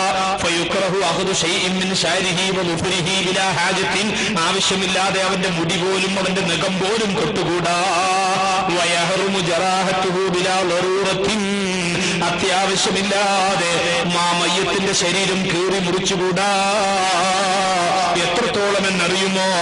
ഒരാള് മരിച്ചു, സംഗതിവശാല് എന്തോ കാരണങ്ങളാൽ അയാളെ സുന്നത്ത് കർമ്മം നടത്തിയിട്ടില്ലായിരുന്നു, എന്നാൽ പോലും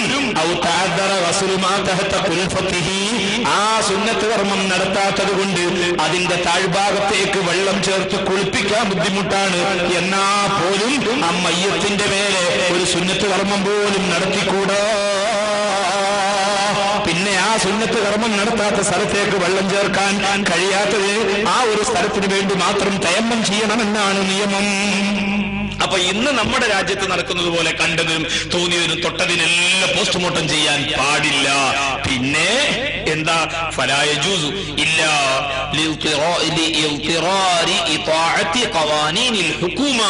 ഭരണകൂടത്തിന്റെ നിയമങ്ങൾക്ക് വിധേയമാകാനല്ലാതെ നിവൃത്തിയില്ലാത്തതുകൊണ്ട് നമ്മൾ മയ്യത്ത് വിട്ടുകൊടുക്കുകയാണ്. അപ്പോൾ ഞാൻ പറഞ്ഞു വന്നത് ഈ മരിച്ചു വന്ന മയ്യത്തിന്റെ പ്രാഥമിക കാര്യങ്ങളൊക്കെ ചെയ്യുന്ന കൂട്ടത്തിലാണ് ഹോസ്പിറ്റലിലേക്ക് എടുക്കേണ്ട കാര്യങ്ങൾ കൂടി പറയേണ്ടി വന്നത്.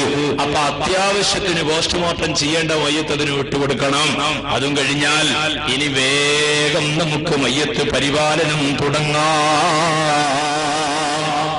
ഒരാള് മരിച്ചു കഴിഞ്ഞാല് കുളിപ്പിക്കുക, കഫൻ ചെയ്യുക, നിസ്കരിക്കുക, മറമാടുക, ഈ 4 കാര്യങ്ങൾ ഫർള് കിഫകളാണ്. ഫർള് കിഫ എന്ന് പറഞ്ഞാൽ സാമൂഹ്യ ബാധ്യത എന്നാണ് അതിന്റെ ആശയം. സാമൂഹ്യ ബാധ്യത എന്ന് പറഞ്ഞാലോ വിവരമറിഞ്ഞ എല്ലാവരുടെ മേലും നിർബന്ധമാകും. ആരെങ്കിലും ചിലത് ചെയ്താൽ ആ ചെയ്തവർക്ക് കൂലി കിട്ടുകയും ബാക്കിയുള്ളവരൊക്കെ കുറ്റത്തിൽ നിന്ന് ഒഴിവാകുകയും ചെയ്യുന്ന ഫർള് എന്നാണ്. ഏതായാലും സഹോദരന്മാരെ, ഈ മയ്യത്ത് നമുക്ക് പെട്ടെന്ന് കുളിപ്പിക്കാൻ എടുക്കാം. അതിനുള്ള മറയും സൗകര്യങ്ങളൊക്കെ കിട്ടിയിട്ടുണ്ട്. മയ്യത്തെടുക്കുക, നമുക്ക് കൊണ്ടുപോയി കുളിപ്പിക്കുന്ന സ്ഥലത്ത് കിടത്താം. റഹ്മാനായ റബ്ബേ, ഞാനും 4 ആളുടെ കൈത്തണ്ടയിൽ താങ്ങിയെടുക്കപ്പെടുന്നവനാ.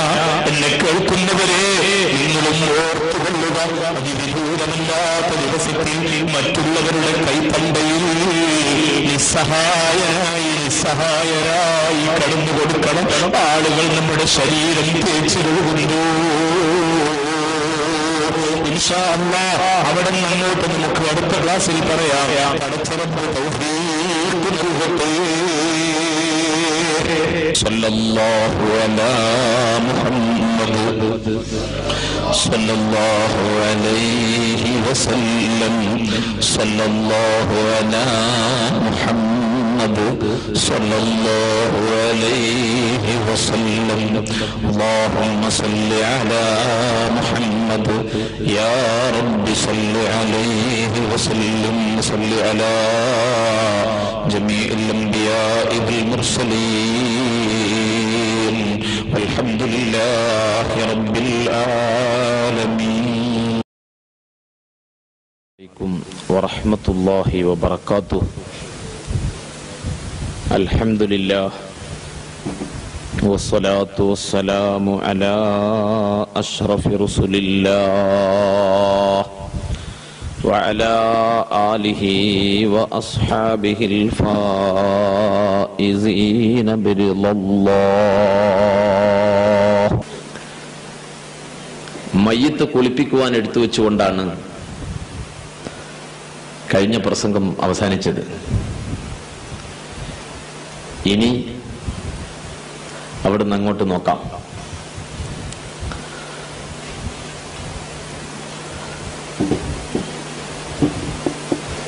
ഇനിയുള്ള ഭാഗം വളരെ ബേജാറ് പിടിച്ച രംഗങ്ങളാണ്. കുളിപ്പിക്കുക, കഫൻ ചെയ്യുക, ചുമന്നു കൊണ്ടുപോവുക, നിസ്കരിക്കുക, 6 അടി മണ്ണിൽ അടക്കം ചെയ്യുക. ബേജാറ് പിടിച്ച കാര്യങ്ങളാണ്. അതിൻ്റെ ഗൗരവം നന്നായി ഉൾക്കൊള്ളുന്ന വിധം നാം പറയുകയും കേൾക്കുകയും വേണം. ബഹുമാനപ്പെട്ട അബൂദർ റളിയല്ലാഹു അൻഹു പ്രഗൽഭ സഹാബി വര്യനാണ്. അദ്ദേഹം പറഞ്ഞു, അന്ന റസൂലുള്ളാഹി സ്വല്ലല്ലാഹു അലൈഹി വസല്ലം ഔസാഹു ഫഖാൽ. നബി തങ്ങൾ അദ്ദേഹത്തോട് വസിയത്ത് ചെയ്തു, ഉപദേശിച്ചു. സുരിൽ ഖുബൂർ, നീ ഖബറുകൾ സന്ദർശിക്കണം. തദ്കുർ ബിഹൽ ആഖിറ, അതുകൊണ്ട് ആഖിറത്തെ ഓർക്കണം. വഗ്സിലിൽ മൗത, മരിച്ചവരെ നീ കുളിപ്പിക്കണം. ഫഇന്ന മുആലജത ജസദിൻ ഖാവിൻ മൗഇളത്തുൻ ബലീഗ, ജീവനില്ലാത്ത ശരീരം കുളിപ്പിക്കുകയും അതിനെ പരിചരിക്കുകയും ചെയ്യുന്നത് ഗൗരവമുള്ള ഒരു ഉപദേശമാണ്. കുളിപ്പിക്കണമെങ്കിൽ എങ്ങനെയാണ് മയ്യത്ത് കുളിപ്പിക്കേണ്ടത് എന്ന് പഠിച്ചിരിക്കണം. അതിനാണ് ഇന്നത്തെ ആദ്യ റൗണ്ട് നാം ഉപയോഗപ്പെടുത്തുക. ഒരു കാര്യം നിങ്ങൾ തീരുമാനിക്കണം, ഞാൻ പഠിക്കും. എനിക്ക് വളരെ വേണ്ടപ്പെട്ട ആരെങ്കിലും മരിച്ചാൽ ഞാൻ തന്നെ മയ്യത്ത് കുളിപ്പിക്കും. നന്നായി മനസ്സിൽ തീരുമാനം എടുക്കുക. ഇൻഷാ അല്ലാഹ് അതിന് നിങ്ങളെ പ്രാപ്തനാക്കുവാൻ ഈ വിനീതന് സാധിക്കും. എനിക്ക് നല്ല ആത്മവിശ്വാസമുണ്ട്. നമുക്ക് വഴിക്ക് വഴി വിഷയങ്ങളിലേക്ക് കടക്കാം.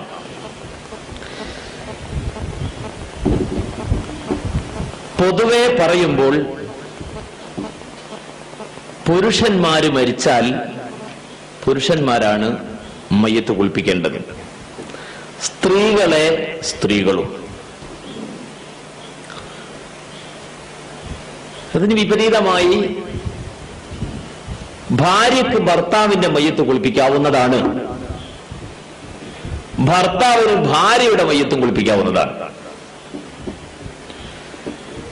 നമ്മൾ എന്തൊക്കെയോ നേരത്തെ ധരിച്ചു വെച്ചിട്ടുണ്ടാവും. ആ ധാരണകൾ തിരുത്തേണ്ടതാണെങ്കിൽ തിരുത്തണം. അതിന് പരിപാടി പ്രയോജനപ്പെടണം. അല്ലാതെ നമ്മളെന്തോന്ന് മനസ്സിലാക്കി വെച്ചു, ആ മനസ്സിലാക്കി വെച്ചതിന് എതിര് പലരും പറഞ്ഞു കേട്ടു, അതങ്ങനെ പറഞ്ഞു കേട്ടു എന്നല്ലാതെ നമ്മളെ ധാരണയിൽ നിന്ന് നമ്മൾ മാറൂല. അങ്ങനത്തെ ഒരു അവസ്ഥ ആർക്കും വരരുത്. നോക്കൂ, നിങ്ങൾ നബി സല്ലല്ലാഹു അലൈഹി വസല്ലം തങ്ങളോട് അവിടുത്തെ പ്രിയപ്പെട്ട ഭാര്യ ബീവി ആയിഷ റളിയല്ലാഹു അൻഹ ഒരിക്കൽ പറഞ്ഞു, വാ റൗസാ എന്ന് പറഞ്ഞു, എനിക്ക് വല്ലാതെ തലവേദന ആകണമെന്ന്. അപ്പൊ നബി സല്ലല്ലാഹു അലൈഹി വസല്ലം മറുപടി, ബൽ വാ റൗസാ, എനിക്കുണ്ട് തലവേദന. പിന്നെ പറഞ്ഞു, ആയിഷ നിനക്കെന്തോട്ട് പേടിക്കാനാ, ലൗ മിത്തി ഖബ്ലി, മു എന്നും മീ എന്നും വായിക്കാം, എനിക്ക് മുമ്പ് നീ മരിച്ചാൽ, ഫവസ്സൽതുകി, നിന്റെ മയ്യത്ത് ഞാൻ നേരിട്ട് കുളിപ്പിക്കും, വകഫൻതുകി, നിന്നെ ഞാൻ തന്നെ കഫൻ ചെയ്യും, വസല്ലൈതു അലൈകി, നിന്റെ മേൽ ഞാൻ നിസ്കരിക്കും, സുമ്മ ദഫൻതുകി, നിന്നെ ഞാൻ തന്നെ മറവ് ചെയ്യും എന്ന് പറഞ്ഞു. ഇതങ്ങട്ട് കേട്ടപ്പോ ആയിഷ ബീബി വാ സുക്ലിയാ എന്ന് പറഞ്ഞു. അത് വലിയ ദുരന്തങ്ങളൊക്കെ ഉണ്ടാകുമ്പോ പറയുന്ന ഒരു വാചകാണ്. എന്ന് പറഞ്ഞാൽ എന്റെ മയ്യത്തെ കുളിപ്പിക്കാൻ കാത്തു നിൽക്കുകയാണ് നിങ്ങളല്ലേ എന്ന നിലക്കുള്ള പ്രതികരണം ഉണ്ടായിരുന്നു. സംഗതി നബിത്തങ്ങൾ ഈ പറഞ്ഞതൊരു തമാശയാണ്. കാരണം ഈ ഹദീസിന്റെ വേറെ ഒരു റിപ്പോർട്ട് ബുഖാരിയിൽ ഉണ്ട്. അത് വ്യാഖ്യാനിച്ചുകൊണ്ട് ഫത്ഹുൽ ബാരിയുടെ 10-ാം വാള്യം 156-ാമത്തെ പേജിൽ ബഹുമാനപ്പെട്ട ഇബ്നു ഹജറുൽ അസ്ഖലാനി റഹ്മത്തുള്ളാഹി അലൈഹി തങ്ങൾ രേഖപ്പെടുത്തുന്നത് കാണാം. വഫീഹി മുദാഅബത്തുർ റജുലി അഹ്ല, ഭർത്താക്കന്മാര് ഭാര്യമാരോട് തമാശ പറയുന്നത് ആവശ്യമാണ് എന്ന് ഇതിൽ നിന്ന് മനസ്സിലാക്കാം എന്ന് കാണാം. ഇരിക്കട്ടെ, നബിത്തങ്ങൾ പറഞ്ഞതൊരു തമാശയാണെങ്കിലും നമുക്കതൊരു തെളിവായി ഭർത്താവിന് ഭാര്യയുടെ മയ്യത്ത് കുളിപ്പിക്കാം, ഭാര്യക്ക് ഭർത്താവിന്റെ മയ്യത്തും കുളിപ്പിക്കാം. നോക്കൂ, ആയിഷ ബീബി റളിയല്ലാഹു അൻഹ തന്നെ റിപ്പോർട്ട് ചെയ്യുന്നു, അന്ന അബൂബക്കർ, നിശ്ചയം അബൂബക്കർ. അബൂബക്കർ ആയിഷ ബീബിന്റെ ആരാന്നറിയോ? ആരാണ്? ആഹാ, പിതാവാണ്. സ്വന്തം വാപ്പയെ പറ്റി പറയാണ്. അബൂബക്കർ ഔസാ ബി അസ്മാ ബിൻത് ഉമൈസ് അസ്മാ ബിൻത് ഉമൈസ് എന്ന തന്റെ ഭാര്യയെ വസിയ്യത്ത് ചെയ്തു, ഭാര്യയോട് വസിയ്യത്ത് ചെയ്തു, ഞാൻ മരിച്ചാൽ എന്റെ മയ്യത്ത് നീ തന്നെ കുളിപ്പിക്കണം. അബൂബക്കർ സിദ്ദീഖ് റളിയല്ലാഹു അൻഹു ഭാര്യയോട് വസിയ്യത്ത് ചെയ്തു. ഈ അസ്മാ എന്ന് പറയുന്നത് കാനത്ത് അസ്മാ മിനസ് സാബിഖാത്തി ഇലൽ ഇസ്ലാം, വളരെ നേരത്തെ തന്നെ ഇസ്ലാം മതം സ്വീകരിച്ചിട്ടുള്ളവരാണ്. അബൂബക്കർ സിദ്ദീഖ് റളിയല്ലാഹു അൻഹുവിന്റെ ഭാര്യയുമാണ്. ഇമാം മാലിക് റഹ്മത്തുള്ളാഹി അലൈഹി മുവത്തയിൽ രേഖപ്പെടുത്തുന്നത് കാണാം, അന്നഹാ വസ്സലത്ത് അബൂബക്കർ, അബൂബക്കർ എന്നവർ മരിച്ചപ്പോ ഈ ഭാര്യ തന്നെയാണ് മയ്യത്ത് കുളിപ്പിച്ചത്. എത്രയോ തെളിവുകൾ ഈ വിഷയത്തിലൊക്കെ കാണാൻ കഴിയും. ഫുഖഹാ അതിന് പറയുന്ന ഒരു ന്യായം തന്നെ ലി അന്നഹാ തൻളുറു മിൻഹു ഇലാ മാ ലാ യൻളുറൂൻ, ഭാര്യയെ സംബന്ധിച്ചിടത്തോളം ഭർത്താവിനെ മയ്യത്ത് കുളിപ്പിക്കുകയാണെങ്കിൽ മറ്റു അന്യ പുരുഷന്മാര് അവർക്കൊന്നും ഒരു പുരുഷന്റെ ശരീരത്തിൽ നിന്ന് കാണാൻ പാടില്ലാത്ത ഭാഗം പോലും ഇവർക്ക് കാണാൻ പറ്റുമല്ലോ. തിരിച്ച് ഭാര്യയുടെ മയ്യത്ത് ഭർത്താവ് കുളിപ്പിക്കുമ്പോഴും മറ്റുള്ളവർക്ക് കാണാൻ പാടില്ലാത്ത ഭാഗം ഇയാൾക്ക് കാണാൻ പറ്റുമല്ലോ. അതുകൊണ്ട് പുരുഷന്മാര് മരിച്ചാൽ മയ്യത്ത് കുളിപ്പിക്കേണ്ടത് പുരുഷന്മാരാണ്, സ്ത്രീകൾ മരിച്ചാൽ സ്ത്രീകൾ തന്നെയാണ് കുളിപ്പിക്കേണ്ടത്. എന്നാലും ഭാര്യ ഭർത്താക്കന്മാർക്ക് അപ്പുറം മയ്യത്ത് കുളിപ്പിക്കുന്നതിന് വിരോധമില്ല എന്ന് പണ്ഡിതന്മാർ ഈ തെളിവുകളുടെ ഒക്കെ അടിസ്ഥാനത്തിൽ വ്യക്തമാക്കിയിട്ടുണ്ട്.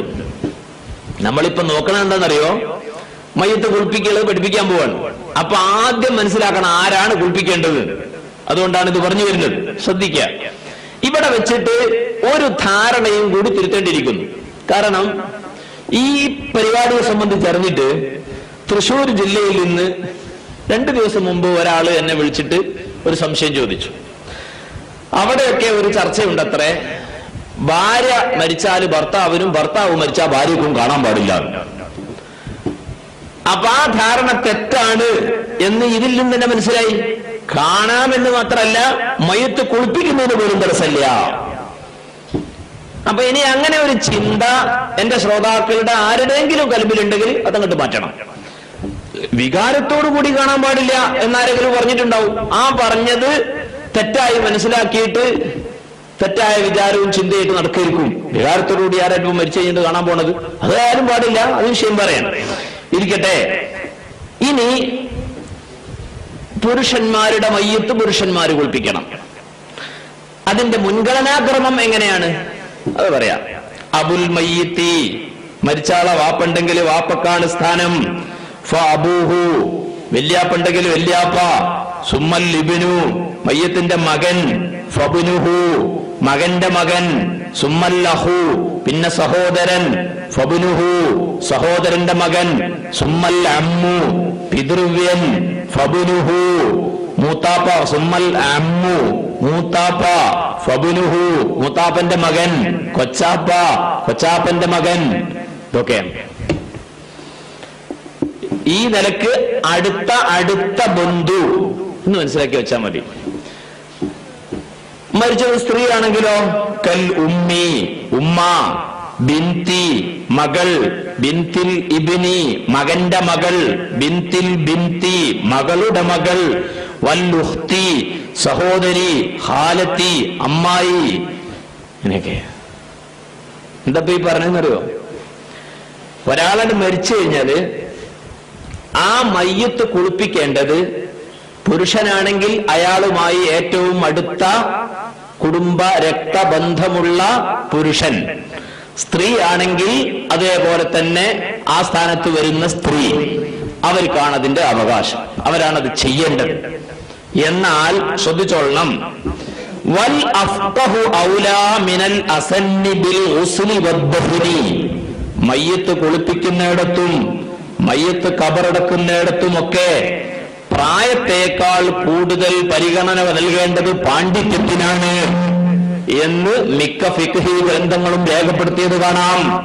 ഇതിൽ മനസ്സിലാക്കേണ്ടത് ഈ പറഞ്ഞ ക്രമം, ആ ക്രമം തെറ്റിച്ചുകൂടാ എന്നല്ല, മറിച്ച് കാര്യങ്ങൾ വൃത്തിയായിട്ട് ചെയ്യാൻ പരിചയവും അറിവും ഉള്ളവനാരോ അവൻ ചെയ്യുക.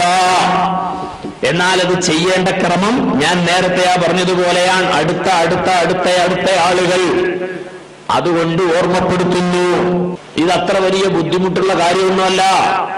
പഠിച്ചാൽ എളുപ്പത്തിൽ സാധിക്കും. പഠിക്കാം.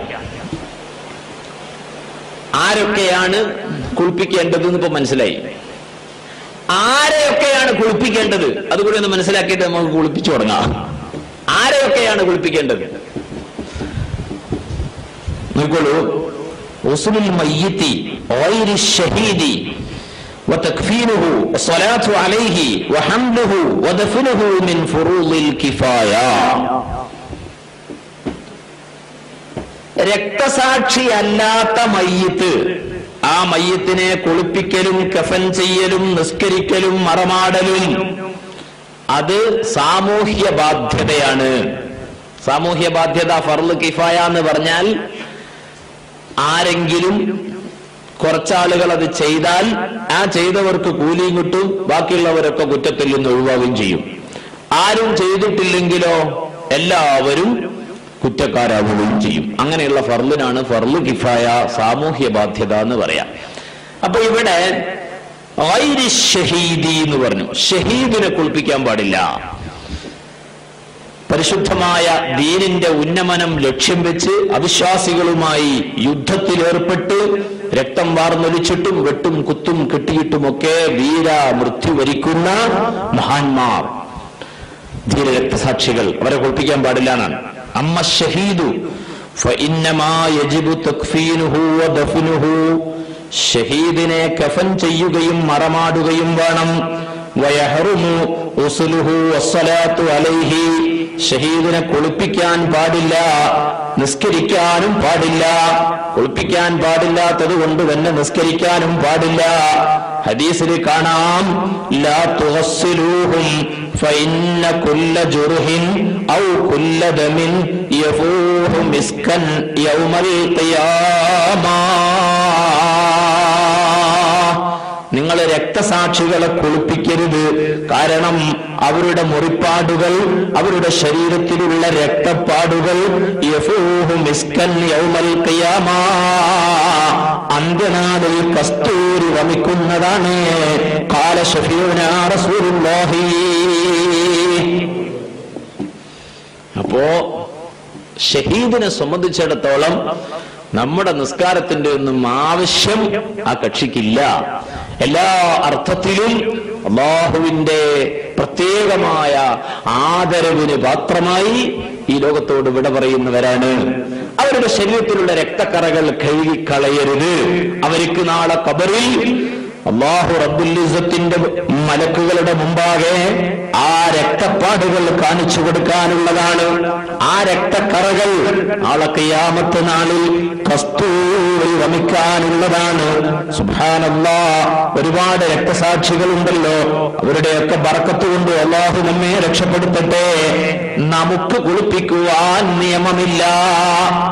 എന്നാൽ ചിലപ്പോൾ മലക്കുകൾ ഇറങ്ങി വന്നിട്ട് രക്തസാക്ഷിയെടുത്ത് കുളിപ്പിച്ചു എന്ന് വരാം.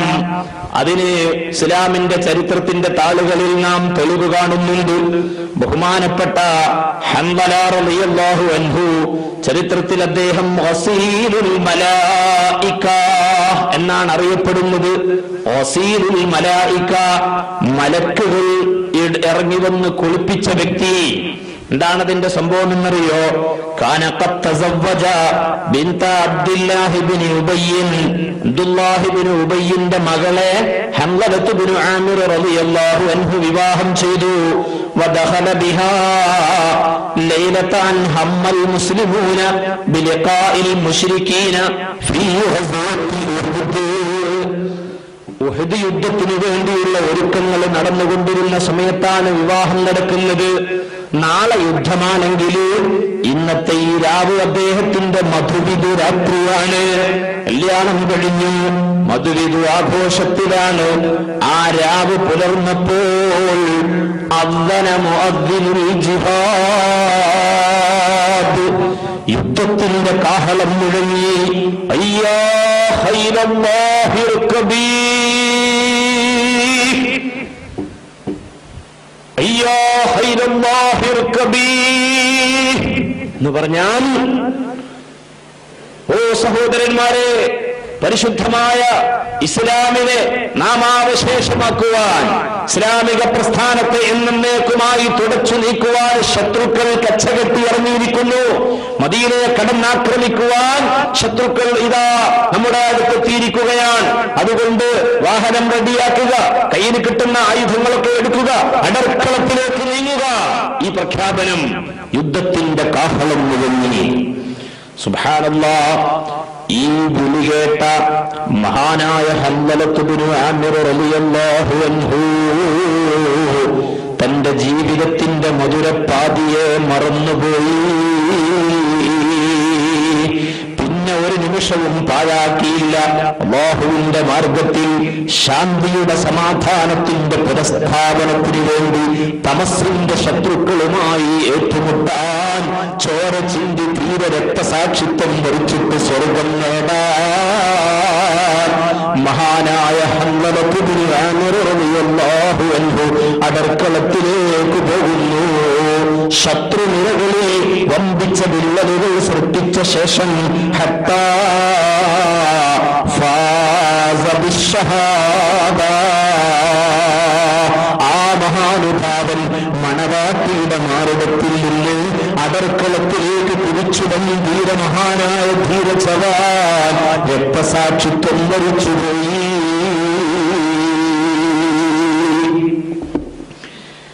ചരിത്രം പഠിപ്പിക്കുന്നു, وعندما تفقد الرسول صلى الله عليه وسلم القتل وجد الملائكة تغسل حنظلا. ഉഹദിലെ രക്തസാക്ഷികളെ എല്ലാം ഇങ്ങനെ പരിശോധന നടത്തിക്കൊണ്ടിരിക്കുകയാണ്. ആരൊക്കെയാണ് മരിച്ചത്, നമ്മുടെ ഭാഗത്ത് നിന്ന് എത്രയാള് ഷഹീദായിട്ടുണ്ട്, ഇതൊക്കെ നബിത്തങ്ങൾ ഇങ്ങനെ പരിശോധന നടത്തിക്കൊണ്ടിരിക്കുമ്പോ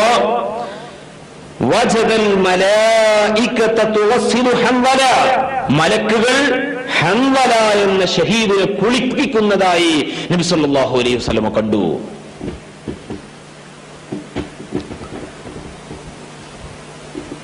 അവിടത്തേക്ക് അത് വലിയ അത്ഭുതമായി. കാരണം ഷഹീദിനെ കുളിപ്പിക്കലില്ലല്ലോ. ഇതെന്താണ് മലക്കുകൾ ഈ മനുഷ്യനെ കുളിപ്പിക്കുന്നത്?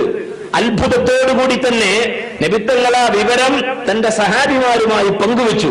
ഇങ്ങനെ ഒരു സംഭവം ഈ അടർക്കളത്തിൽ നടക്കുന്നുണ്ട് സുഹൃത്തുക്കളെ എന്ന് പറഞ്ഞു. അപ്പൊ സഹാബിമാരിങ്ങനെ ചെന്നു നോക്കി.